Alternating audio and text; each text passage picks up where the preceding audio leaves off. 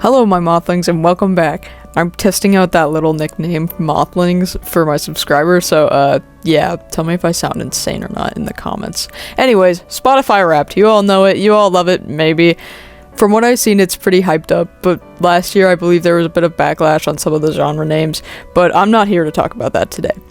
In this video, I'm going to go over my top songs, top artists, top albums, and miscellaneous details. I'll sort of just be yapping while also arguing whether it's accurate or not to how I've been listening to music in this past year.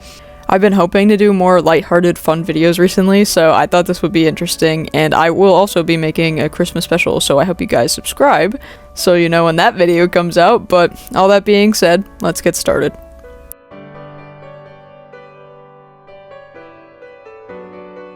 Okay, I really hate to say it, but I wasn't very pleased with my top songs, which is crazy for me to say because they're all songs by my favorite artist, 21 Pilots. But okay, just look at them real quick, okay? Number 1, Formidable. 2, Smithereens. 3, Truce. 4, The Craving. And 5, Cut My Lip. Spotify, I want to know why Cut My Lip is so goddamn low. Here's the thing. I know why these are my top 5 songs, and it grinds my gears a bit. So, for a while, I've had this thing where I literally cannot go to sleep without music playing, and I got really tired of listening to my old sleep playlist, so I made a 21 Pilots sleep playlist, and clearly that heavily affected my top songs. Now you may be asking, Dom Moth, why are you so mad about a problem you made in the first place? And to that I say, shut up. Let me be bad about this, okay? I also checked my top 100 songs playlist, and Downstairs was not on it at all, which is very disappointing. Oh my god, I'm so mad about this. But I also only recently started listening to it on loop, so I guess that is somewhat my fault. But trust me, I did not listen to Cottonwood or Intentions as much as I listened to Downstairs, but they still somehow made it onto my top 100. Also, I want to clarify, I'm not hating on my top 5 songs because I do love all of those songs, but they're just not songs I would listen to on the regular unless I'm regularly sad, which I'm not, and I have playlists for when I am, so, you know. Except for Cut My Lip and Formidable, I would listen to them regularly, and I do, but I do think it's a little inaccurate for Formidable to be above Cut My Lip. Another thing I'm a little sad about was the fact that it was just one artist for my top 5 songs. Honestly though, even if it wasn't from a sleep playlist, it would all be 21 Pilots, so I guess that says something about me. But I guess I would just like to see how much I listen to other artists as well, because I do also really like the bands Cage the Elephant or Modest Mouse, and I also love Tyler the Creator. Thankfully, they aren't left out of my entire Wrapped, but they don't show up much on the top 100 playlist, so I don't know. It just doesn't really line up, I suppose. Somehow King Rat did not end up on my top 100 playlist, even though I have vivid memories of listening to it on loop in car rides, so maybe Spotify is just stupid and dumb. Okay, that's my little rant for top songs, and I will say I am beginning to get out of the habit of listening to music while I sleep, so hopefully next year's top songs will be more accurate. Anyways, let's move on to the next section.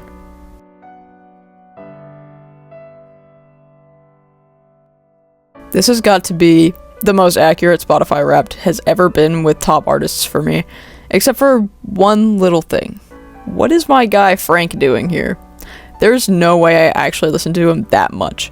I feel like another artist in the top 5, like Muse or MSI, would be more accurate, even though I don't think I listen to them that much, but I know it's more than Frank Sinatra. I actually think Panic at the Disco would go perfectly for number 5 artist, because I had multiple eras of this year that was just me listening to them as well as some Fall Out Boy. Now don't get me wrong, I love Frank Sinatra, but I just don't feel like enough of a fan to have him in my top 5, you know? Like, if I were to tell someone he was my top 5 artist for Spotify Wrapped and they asked me to name 5 songs, I mean, writing this script, I can't even think of 5 songs without needing to look at my liked songs by him. I do remember back in February of this year, I tried getting into his music and it just didn't really happen. And that's not to say I don't like his music. I love it, actually. At least the stuff I know. I just don't feel like it's accurate, I suppose. Now let's talk about my top artist, 21 Pilots. Again. So I did the math, and out of my 107,155 minutes of all music I've listened to this year, 21 Pilots took up 27% of it. And apparently that makes me a top 0.005% global fan. Fun fact, my friend got into the top 0.001% of global fans and was 163 top listeners of 21 Pilots. They also had triple the listening minutes of me, so that's like 21 Pilots all year long, basically. That is 44% of the music this friend listened to this year, just being 21 Pilots. Genuinely inspiring. This will be my goal for next year. Shout out to Charlie. Not Charlie Kirk, guys. Oh. Anyways, I'm getting a bit off track. Other than Frank Sinatra, I think my top artists are very accurate, and the order of them also seems pretty accurate to me. I'm especially glad Tyler, the Creator, made it on there, because I went to his concert this summer with one of my coolest friends ever, and it was life-changing. So I think him being on my top artists really adds to that. Actually, now that I think of it, I went to all of these artists' concerts this year. Okay, I'm gonna go on a little tangent for a second, but I really just need to express how amazing those concerts were, and I'm gonna go in order of where they are ranked on my Wrapped. First off is obviously 21 Pilots. I'm sure I've mentioned these guys enough in this video already, and unfortunately for you guys, there will be so much more, so I'm gonna keep this short. I went to this concert with my sibling and my dad, and it might have been the best weekend I've ever had this year, not only because I got to see them, but because I went to Long Island for the first time in my life, and it was such a cool experience. I really enjoyed my stay there, and the Airbnb was really comfy. Even though I didn't have my own room, I was still super happy with it. Special thanks to my dad for taking me. It took so long to convince both him and my mom, since I was originally asking to go to a different show that was happening on a weekday, but this show made it easier and a lot more fun in my opinion. Here's a special video I took of Josh drumming in the section we were in for that concert.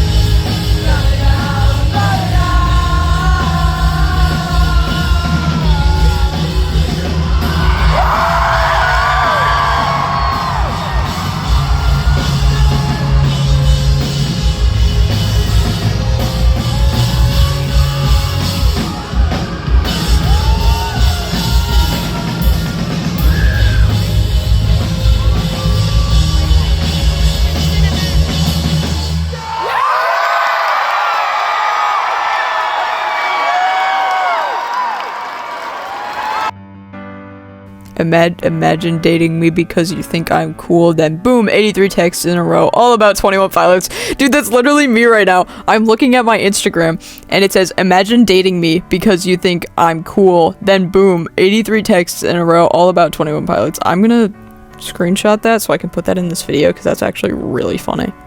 Next is the Cage the Elephant concert I went to this year in October.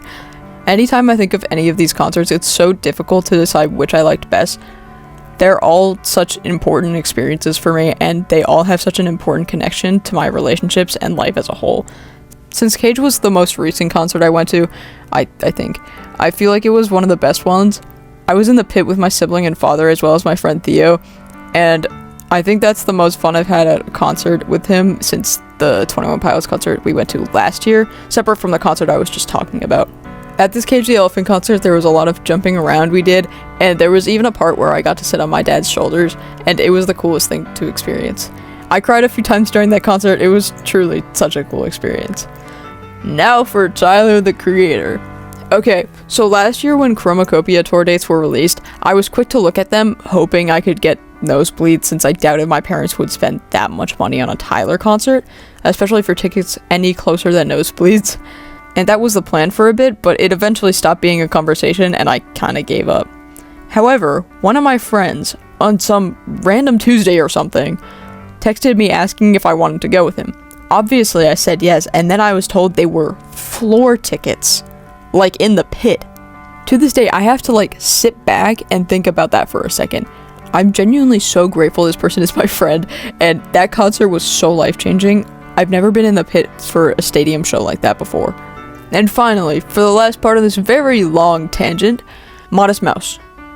I think I saw these guys back in August with my dad, and man, it was such a good show. I actually got the idea to sit on my dad's shoulders from this show originally because there was another person at this concert doing the same thing, so I asked my dad if I could do that as well. Unfortunately, I didn't get this on video, but the closing song they did while I was sitting up there, looking down at the crowd and the band felt like some crazy dream. I'm not even joking. People were smoking crazy weed, so maybe I was just getting secondhand smoke or something, but it still feels crazy looking back on it now. Okay, I'm finally done with that long rant within my rant, so let's move on to my top albums.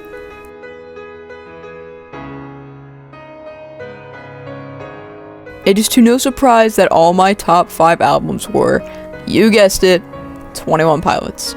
Number 1 being Trench, number 2 being Vessel, number 3 being Clancy, number 4 being Scaled and Icy, and number 5 being Self-Titled. I feel like it's accurate to have literally only 21 Pilots albums for my top 5, but I think Breach should have at least been number 4 or 5. I mean, I could honestly do without Vessel or Self-Titled on there as much as I love them. I think the only reason for Trench being number 1 is because there are a lot of nice slow songs I used for my sleep playlist I mentioned earlier. And that's not to say that Trench is slow and boring, but more that it's nice and calming, as well as comforting. Also, of course, not all of the songs are slow, but I think the majority of that playlist was Trench. Anyways, I'm gonna keep this section short, since I'm sure you're all tired of me yapping so much about the same band over and over again. On to miscellaneous info from this year's Spotify Wrapped.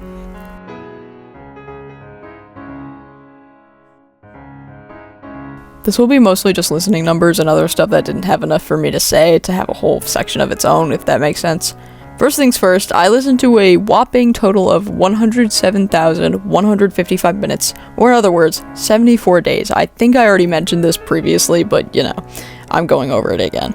I'm honestly surprised it wasn't more, but hey, it's still a lot. I saw some people saying if your minutes were like over, I think 100k, you weren't actually listening to the music or something, which is just not true at all, but whatever. My listening age is 78, which makes absolutely no sense at all given 27% of my listening was just 21 Pilots. There's absolutely no way the other 73% was old people music. I mean, come on, man. Plus, like, my top genres were just, like, not old people genres, if that makes sense. Like, they were... I'm gonna get into my top genres, but, like, there was one that was oldies. The other ones are, like, they could be old, like 90s maybe, but it's all, like, 90s up. Except for the rare occasion that I listen to an 80s song, which is not, like, that rarely happens. I'm not a big fan of 80s. Anyways, I listened to Frank Sinatra at the beginning of the year for the most part, and I only really listened to him otherwise if he was on a playlist.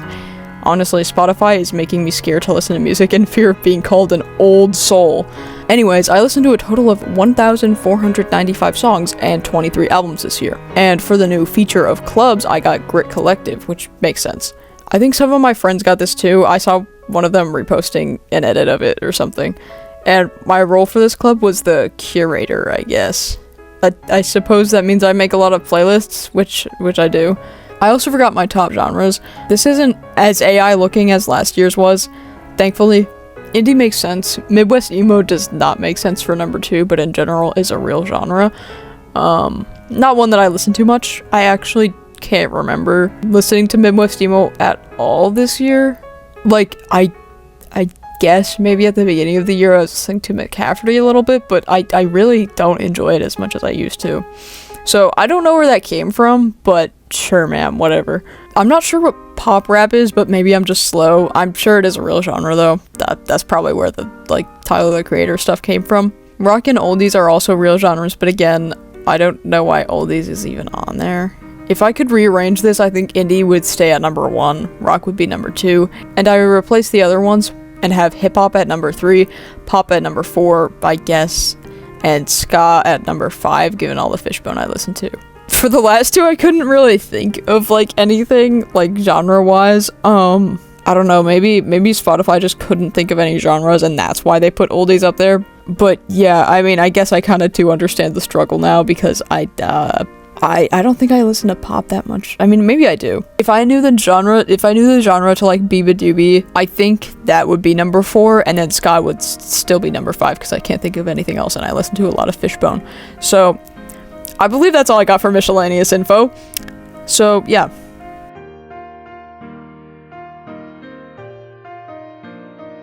Alright, that was my very long rant about Spotify Wrapped this year. I hope you guys enjoyed this video. Thank you so much for watching, and I will see you soon for Christmas.